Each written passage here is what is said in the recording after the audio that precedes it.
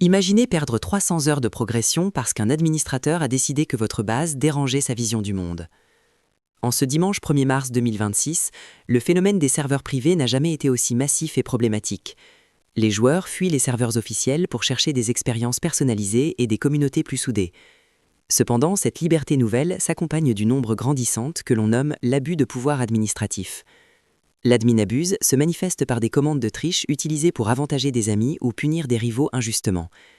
C'est une dérive psychologique fascinante où un simple joueur devient soudainement le dieu d'un micro-univers numérique. Certains administrateurs utilisent la téléportation invisible pour espionner les stratégies des clans dominants avant de les bannir sans preuve.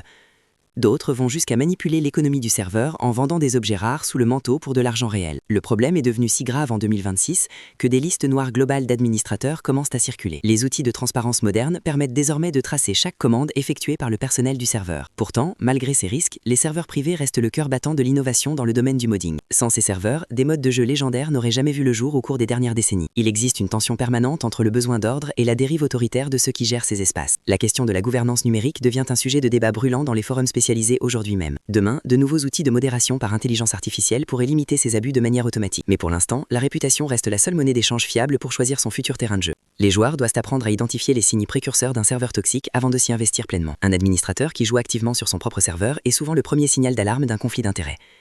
L'équilibre entre passion et pouvoir est fragile et définit souvent la survie d'une communauté en ligne. Avez-vous déjà été victime d'un administrateur qui a abusé de ses droits pour gâcher votre expérience de jeu? Partagez vos pires anecdotes et donnez votre avis en commentaire pour aider les autres joueurs à éviter ces pièges.